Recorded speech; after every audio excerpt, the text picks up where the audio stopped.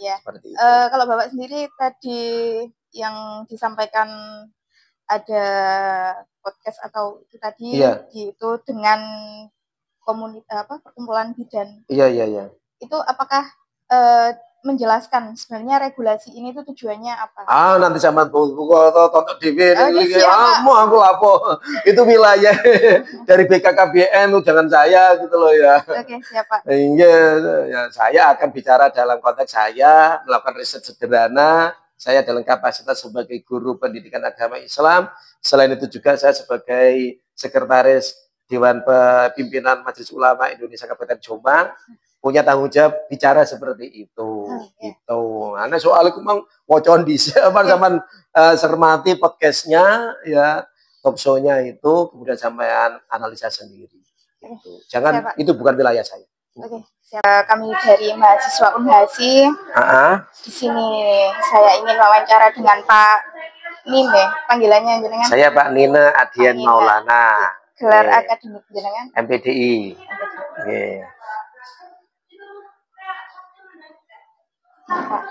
Terkait penelitian saya itu pembahasan utamanya itu kan ada undang-undang terbaru, undang-undang kesehatan. Sebentar dikenalkan dulu nama siapa. Teman sampean itu siapa namanya? Saya Zahratul Nadifah, mahasiswa S2 Hukum Keluarga dari Universitas Hasyim Asy'ari Tebu Ireng. Dan ini ada teman saya Mbak Halimatus Sa'diyah, juga S2 Hukum Keluarga Tebu Ireng Jombang. Nah, di sini Bapak, saya mengerjakan tugas akhir tesis. Tugas akhir saya ini judulnya tentang perlindungan hukum terhadap remaja di lingkungan sekolah melalui pengaturan kesehatan. Dari tema tersebut itu garis besarnya saya ingin meneliti tentang undang-undang terbaru, Undang-Undang Kesehatan nomor 17 tahun 2023, di mana di situ ada peraturan pelaksananya, yaitu ada peraturan pemerintah nomor 28 tahun 2024. Nah, di situ sudah disebutkan terkait upaya-upaya pelaksanaan kesehatan, khususnya kesehatan reproduksi di usia sekolah, yakni usia 10 tahun sampai 18 tahun. Yang berarti dia SD kelas besar sampai SMA. Nah, upaya-upaya kesehatan reproduksi tersebut itu ada 5 utamanya. Yang pertama itu screening, kemudian yang kedua penyediaan obat yang sesuai, kemudian yang ketiga itu konseling, lalu yang keempat itu pelayanan rehabilitasi. Nah, yang kelima ini tertulis penyediaan alat kontrasepsi. Nah, dari 5 upaya kesehatan reproduksi tersebut itu di poin yang terakhir itu menuai pro dan kontra di beberapa pihak. Nah,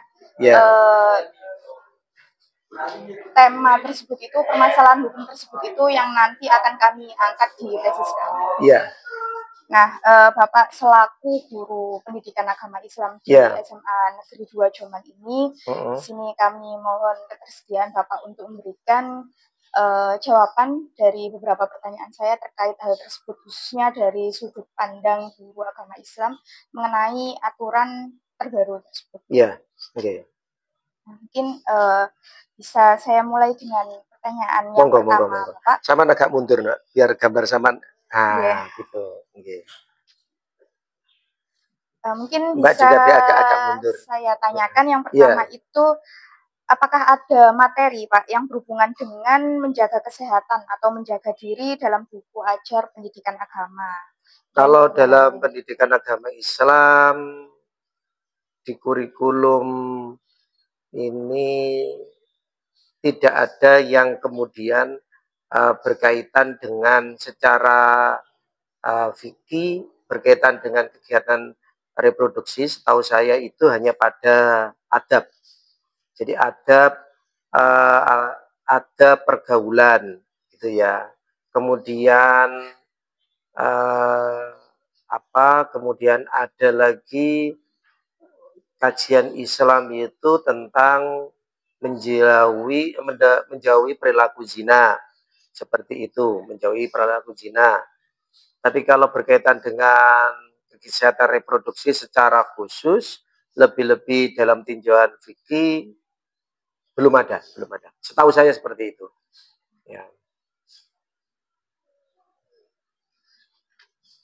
Kalau terkait menjaga diri itu tadi ya Pak, yang menjauhi perilaku zina, mungkin bisa dijelaskan isinya. Itu masuk pada materi Al-Quran.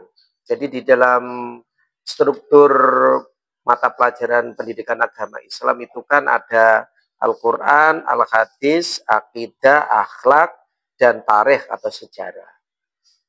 Jadi pembahasannya, rumpunnya berada pada rumpun aspek Al-Quran, kemudian saat itu pada pembahasan itu adalah pembahasan ayat wala taqrabuz zina itu loh ya, seperti itu. Jadi tidak secara khusus membahas tentang kesehatan reproduksi, tapi lebih pada satu adalah studi Al-Qur'annya, mulai dari membaca, menerjemahkan, kemudian identifikasi kandungan tajwid, kemudian juga identifikasi implementasi dalam kehidupan sehari-hari. Nah, itulah konten itulah yang kemudian menjadi bekal bagi guru mata pelajaran pendidikan agama Islam untuk masuk ke ranah yang mungkin bersinggungan nanti dengan pergaulan bebas, kemudian upaya kesehatan reproduksi dan lain-lain seperti itu. Iya Pak, terima kasih untuk jawabannya. Terkait materi tersebut itu apa hanya diajarkan di kelas atau juga dilakukan praktek atau hal yang dilakukan di luar kelas? Kalau gini, kalau materi itu ya karena memang materinya Al-Quran, ya lebih banyak pada pembelajaran di dalam kelas, karena memang core-nya bukan inti pada penguasaan pemateri kesehatan reproduksi atau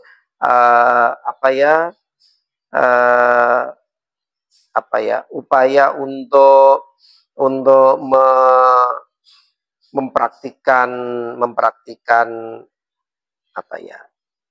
khususnya terkait kesehatan reproduksi. Jadi ya kita kembalinya mengacunya kepada acuan kurikulumnya seperti itu. Kalaupun nanti ada penugasan itu sifatnya adalah pengayaan sesuai dengan kreativitas gurunya masing-masing. Tapi tidak kemudian menjadi satu keharusan dalam satu acara atau program tertentu. Seperti itu. Kemudian Bapak tadi kan sudah saya singgung terkait peraturan pemerintah terbaru, itu ada 5 upaya pelayanan kesehatan. Nah, screening, pemberian pengobatan yang sesuai, layanan rehabilitasi, layanan konseling, dan penyediaan alat kontrasepsi. Menurut Bapak, apakah kelima upaya tersebut di sini sudah dilaksanakan? Kalau di sekolah ya pertama Pak, screening. Screening itu nanti masuk ke dalam ranahnya kita punya UKS. Jadi UKS punya program, ada kolaborasi dengan puskesmas, ada kolaborasi dengan rumah sakit, melakukan kegiatan-kegiatan edukasi termasuk screening. Cuma waktunya saya tidak tahu secara persis gitu ya. Yang jelas gini, ini kan aturan baru. Kemudian juga belum terrealisasi secara masif. Jadi karena itu masih baru. Jadi proses screeningnya ya belum. Kalau mengacunya pada aturan itu. Tapi upaya edukasi sudah dilakukan, ya dilakukan melalui UKS seperti itu. Yang kedua apa lagi setelah screening? Pemberian pengobatan yang sesuai. Wah ya, itu depan itu adalah UKS-nya, ya. Jadi ada pemberian obat. Tentunya ini dalam konteks umum, bukan dalam konteks kesehatan reproduksi. Ya, jadi ada layanan, ada UKS itu yang kemudian memberikan layanan kesehatan kepada murid. Ya, kemudian berikutnya layanan rehabilitasi. Wah, ya belum, karena itu masih baru, ya masih baru. Intinya semuanya itu belum terrealisasi ke lembaga-lembaga pendidikan. Tapi barangkali sudah menjadi program dari BKKBN ataukah Dinas Kesehatan ataukah Puskesmas. Kalau mungkin dalam hal ini adalah BKKBN atau ini Dinas Perlindungan Perempuan dan Anak itu ya, seperti itu. Apalagi yang penyediaan apa itu alat kontrasepsi, ya belum. Apalagi kan itu kemarin itu ketika rame-ramenya pertama kali disahkannya aturan itu kan saya melakukan survei kepada murid-murid saya, ya murid-murid saya tanya, nah yang tertanyakan gini, saya pengen menangkap ketika disebutkan kata alat kontrasepsi, apa yang ada dalam benak kalian? 1 pil KB, 2 kondom. Ya, pil KB, 2 kondom. Itu adalah mayoritas persepsi publik murid-murid ketika disebut kata alat kontrasepsi. Kemudian saya tanya lagi kepada mereka, nah, kalau seandainya di sekolah ini disediakan alat kontrasepsi, ya, pertanyaannya adalah untuk apa, Pak? Untuk apa? Ya, kalau kita bicaranya dalam konteks sekolah normal, zona reguler, tapi dalam konteks makro barangkali ada sekolah-sekolah atau lembaga pendidikan yang tidak seperti SMA Negeri 2 Jombang. Mungkin, maaf, sekolah yang melayani anak-anak pinggiran, putus sekolah, sekolah yang melayani anak-anak maaf mengalami hamil di luar nikah, ya. Nah, kalau konteksnya seperti itu, saya bisa memaklumi. Oh ya, berarti sekolah memang harus dalam ini negara memberikan layanan supaya mereka ya tidak sampai terjadi kehamilan atau selama proses belajar. Atau kalau maaf kalau sudah terjadi kehamilan, ya upaya sekolah lembaga mengantisipasinya. Cuma ini kan dalam konteks khusus, ya dalam konteks khusus. Tapi kalau dalam konteks umum, ini yang kemudian menjadi masalah, ya ini menjadi masalah. Kalau saya kan membayangkan gini, kalau seandainya nanti karena itu gini, itu kan sudah menjadi aturan regulatif. Kalau kemudian dan aturan regulatif itu menjadi dasar untuk penganggaran, ya penganggaran. Kalau kemudian tidak ada kontrol dari masyarakat, kemudian juga respon dari masyarakat, ya bisa jadi lo nggak salah ketika nanti suatu saat pemerintah dalam hal ini adalah Kementerian Kesehatan atau Dinas Kesehatan ujuk-ujuk ngedrop alat kontrasepsi ke sekolah-sekolah. Ya. Nah itu kan yang bermasalah. Tapi kalau alat kontrasepsi sebagai alat peraga dalam edukasi, saya sangat mengapresiasi. Ya anak perlu tahu loh, iki lo kondom, iki lo alat PKB, iki lo macam-macam lah seperti itu. Sekedar sebagai alat peraga. Tapi kalau kemudian sebagai bagian dari layanan, tentunya tidak bisa digeneralisasi kepada seluruh sekolah, tapi harus segmentasi pada sekolah yang mana yang lebih tepat, gitu ya. Seperti itu.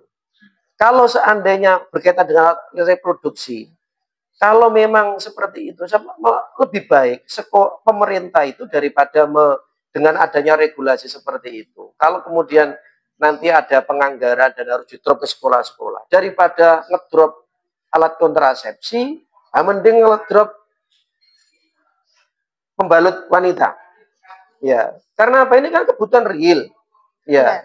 Jadi anak tidak perlu lagi beli di Kopsis. Kemudian pokoknya adalah sekolah-sekolah atau pemerintah menyediakan atau ngedrop pembalut. Ya. Karena apa? Mengantisipasi kalau ada murid yang ketika di sekolah kemudian bocor. Gitu ya. Ini kan lebih elegan dan lebih edukatif serta kesannya akan lebih positif daripada yang di-drop adalah alat kontrasepsi. Meskipun dalam konteks tertentu saya bisa memakluminya dan bisa memahaminya. Ya. Kalau dari sudut pandang agama sendiri Pak terkait penyediaan alat kontrasepsi, mungkin Bapak bisa menjelaskan? Ya, di usia sekolah ini terutama. Ya harus ini, kalau dari sudut pandang agama kan tidak bisa hitam putih. Tentunya kalau kita bicara fikih kan harus dilihat maqasidus syariahnya. Kemudian ini maksudnya apa sih? Ya. Tapi kalau hanya menyediakan alat kontrasepsi, titik, lo kan bermasalah. Iya. Ya. Tapi kalau hanya menyediakan alat kontrasepsi bagi sekolah-sekolah tertentu, karena memang kasus tadi yang saya sampaikan, ini kan tambah bagus kan? Ya, bukan dalam arti sekolah atau lembaga pendidikan memfasilitasi anak melakukan seks bebas, bukan. Tapi adalah menjaga hak-hak konstitusional anak, karena memang usianya masih usia anak, yaitu dalam mendapatkan pendidikan agar tidak terganggu dengan masalah tersebut. Salah satunya adalah mungkin dia hamil di luar nikah. Ya, jadi seperti itu. Malah menurut saya, menurut pemahaman fikih saya itu baik, tapi tidak bisa digeneralisasi. Harus kasuistik, Ya. Kalau ditanya ke SMA 2 ya gak cocok. Ya. SMA 1, 2, 3 dia Jombang ini ya gak cocok. Ya, apalagi di pesantren. Ya. Apalagi di pesantren nggak cocok. Oh ya. Ya cocoknya mana? Ya cocoknya sekolah-sekolah pinggiran. Yang sekolah itu mengakomodir anak-anak yang tadi seperti saya sampaikan, ono murid sing hamil di luar nikah, ya orang anak-anak orang pinggiran. Ya, ini tapi kalau reguler seperti ini insya Allah kok kurang tepat. Ya. Walaupun secara regulatif saya bisa memaklumi itu bisa diterima. Okay. Karena itu juga penting. Ya. Okay.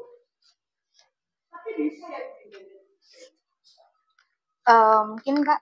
Ya. Selanjutnya itu bisa jenengan jelaskan terkait apakah diperlukan sebuah standar dalam upaya kesehatan reproduksi untuk diterapkan sekolah. Apalagi kita berkaca dengan upaya yang telah diupayakan oleh pemerintah melalui undang-undang tersebut, menuai pro dan kontra. Mungkin Bapaknya bisa memberikan rekomendasi yang mungkin lebih masalah untuk semuanya. Bagaimanapun juga wilayah kesehatan reproduksi itu kan tidak semata-mata harus dipahami dalam aspek medis. Di sini ada kultur, ada common sense, ada adat, kemudian ada nuansa religi. Yeah. Maka semua itu tidak bisa lepas. Ya. Contoh, ayo nuwun sewu lah. Kita ini mengajarkan kepada anak sekitar gitu loh ya tentang toharoh hadas besar. Ya, ini kan tidak kemudian sekonyong-konyong harus kita bicara dalam konteks fikih secara lugas gitu loh ya. Tapi kan harus di situ ada wisdom ya tuh ya.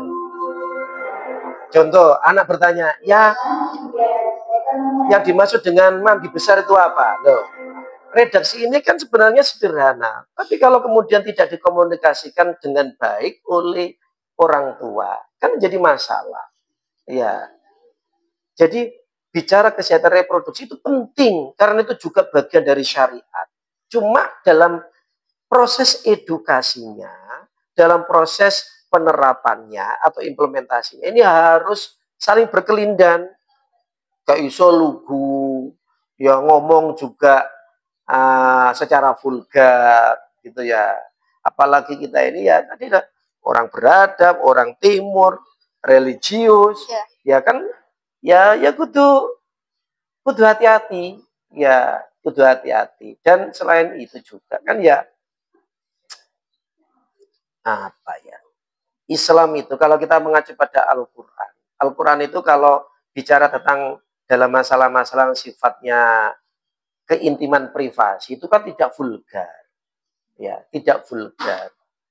Jadi kan ada bahasa-bahasa majazi. Ada kemudian bahasa majazi yang bisa ditangkap oleh common sense. Oh, iku loh. Baru nanti ketika anak kemudian atau siapa saja posisi yang dimaksud. Nah, baru kemudian kita memberikan ya apa ya bahasa-bahasa yang lebih objektif, lebih faktual apa adanya. Tapi kan anak sudah di awal sudah memiliki batasan. Oh, ya. Sehingga apa yang memang privasi dan rada-rada tabu itu ya kudu dikemas dengan bahasa-bahasa yang pantas gitu, yang pantas. Begitu juga ketika melakukan edukasi, ya melakukan edukasi. Saya itu prihatin, saya prihatin. Saya sering menjumpai para pegiat pegiat edukasi kesehatan reproduksi. Dalam banyak forum yang saya temui itu adalah mereka-mereka yang apa ya? Ya, ketika dalam komunikasi verbalnya itu terlalu vulgar. Ya. Selain itu juga saya malah khawatir karena beberapa kali saya menjumpai itu tenaga-tenaga trainernya itu rada-rada hombreng gitu tuh ya, melambai. Waduh, ini kan saya sama analisa, coba nanti sama survei gitu ya. Di Jombang ini, aktivis-aktivis yang menyuarakan kesehatan reproduksi. Saya kan tanda tanya, lo ini kenapa ini? Ya, kenapa kok malah yang bicara adalah orang-orang yang melambai? Ya jangan dong. Saya malah khawatir jangan-jangan ini adalah bagian dari kampanye misi mereka yang menyatakan bahwa orang-orang yang seperti itu ya harus ada petik diapresiasi. Ya jangan dong. Ini kecurigaan saya. Jadi prinsipnya bicara tentang kesehatan reproduksi dan juga edukasinya, maka tidak serta-merta bicara menyampaikan sesuatu secara objektif, faktual apa adanya. Tapi di sini ada wisdom, ada kebijaksanaan, dan ada etika atau adat. Okay. Terima kasih Bapak. Mbak tolong difoto dulu Mbak. Okay. Apa lagi Mbak? Iya Pak, jadi sejauh ini dari Dinas Kesehatan maupun fasilitas kesehatan yang... Tampakkan Mbaknya juga Mbak, dari sini Mbak, posisi dari sini Mbak, biar tidak headlight. Ya. Jadi sejauh ini dari Dinas Kesehatan dan juga fasilitas kesehatan yang bekerja sama dengan SMA Negeri 2 Jombang ini belum mensosialisasikan terkait terutama penyediaan alat kontrasepsi ya Pak? Ya belum Mbak, saya kira kok itu kan ini kan masih baru. Ya. Jadi sesuatu yang baru itu tidak bisa, kita harus memahami dalam konteks birokrasi, ya birokrasi. Maka aturan yang baru ini ya pasti belum dilakukan sosialisasi secara masif. Yang ada baru adalah kita mengkritisinya. Ya kemarin itu pada saat, silakan nanti sama lihat di channel Instagram saya ketika saya diundang di Suara Jombang FM.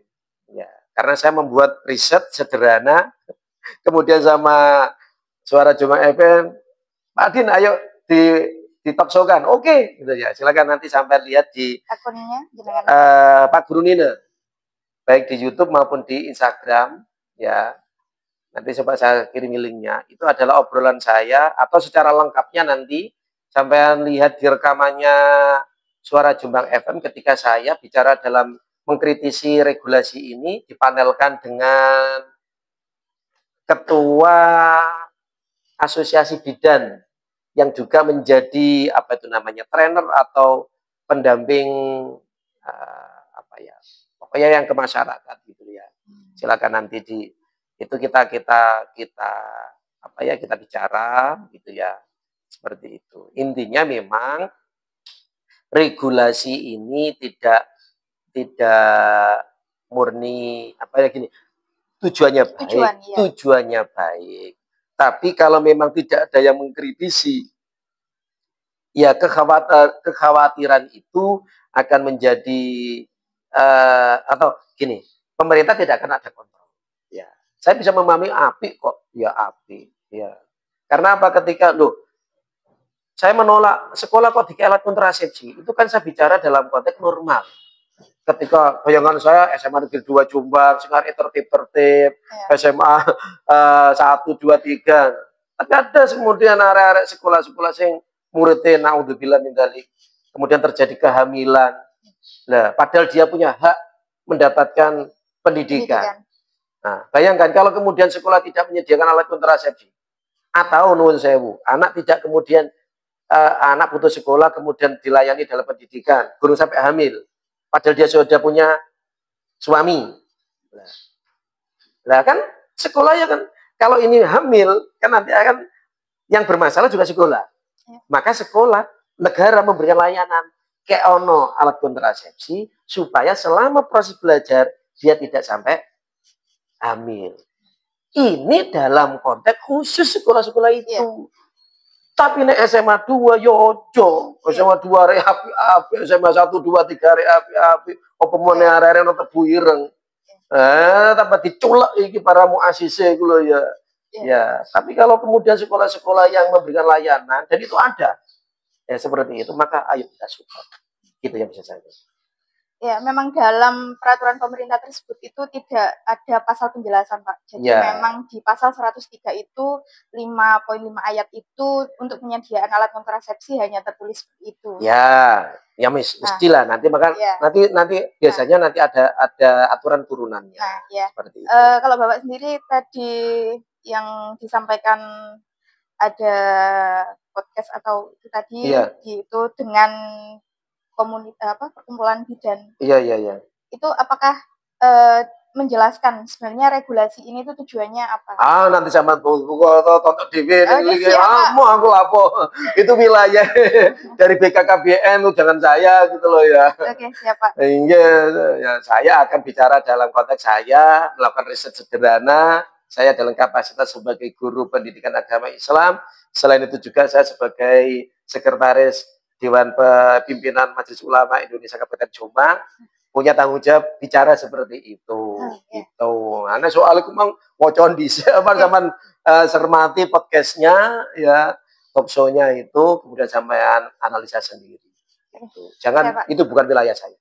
Oke, siap Pak. Mungkin terakhir jenengan bisa menyampaikan pesan terkait pentingnya menjaga kesehatan reproduksi untuk siswa dan mungkin saran yang sesuai. Kalau pesan saya adalah bahwa menjaga kesehatan reproduksi itu bagian dari ibadah. Ini adalah bagian dari syariat Islam yang kita umat Islam tidak bisa lepas mengabaikan ketentuan itu. Ya, ini penting, ini sangat asasi dasar, ya. Tapi dalam proses sosialisasi, edukasi, ada etika, ada cara, ada adab, ada wisdom, ada kearifan lokal yang perlu dijaga, gitu ya. Jadi ini tanggung jawab saya sebagai guru, tanggung jawab jenengan barangkali sudah punya putra, putri, maka melakukan edukasi ini penting kepada anak-anak kita, baik anak-anak biologis maupun anak-anak ideologis kita melalui sekolah. Caranya gitu ya. Jadi kemudian juga ya tidak lepas juga dari tinjauan fikihnya ya, karena itu nanti terkait dengan ada namanya fikih toharo yang nanti menjadi basic kita untuk melakukan peribadatan. Ada yang namanya nanti relasi suami istri dalam konteks hubungan seksual suami istri. Ini kan juga bagian dari syariat. Kemudian ada juga relasi hubungan suami istri juga ada, kemudian adalah menjaga kesehatan.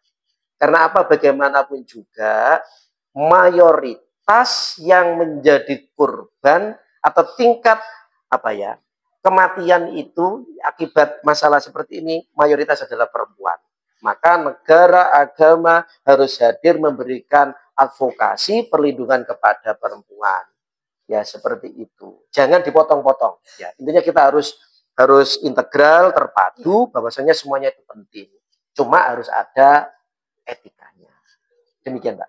Ya, mungkin itu saja, Pak, yang saya tanyakan. Saya sangat terima kasih sekali atas jawaban yang sangat bagus sekali, Pak. Saya selama ini saya menanyakan terkait hal ini itu hanya ya setuju dan tidak setuju jawabannya, tapi tidak memberikan hal-hal yang memang kenapa itu tidak disetujui atau kenapa itu disetujui. Gitu. Nanti sama tak ke drillingnya, saya juga silakan nanti lihat dibuka di blog saya pakgurunina.com. Di situ ada hasil riset sederhana saya terkait dengan masalah ini.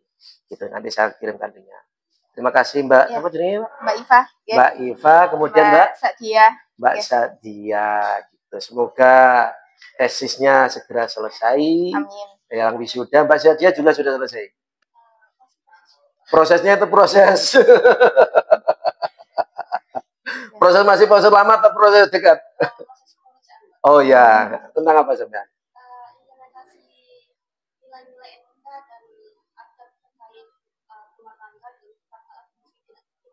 Oh ya, baik, semoga sukses lah. Amin. Terima kasih banyak Pak Nina. Pak Guru Nina. Pak Guru Nina. Nanti ingat ya, semua media sosial saya Pak Guru Nina. Ya, Pak. Instagram, blog, YouTube, ya seperti itu. Nanti silakan di TikTok, ya juga gitu. Pak Guru Nina. Matur suwun. Saya juga terima kasih banyak Bapak atas waktunya. Sami. Semoga yang jenengan berikan ini berikan manfaat bagi kami semua dan pesan-pesan yang jenengan sampaikan itu dapat diimplementasikan oleh siswa-siswa khususnya. Terima kasih banyak Pak atas. Nggih, matur suwun, Pak. Kurang lebih itu saja Pak. Nggih, matur nuwun.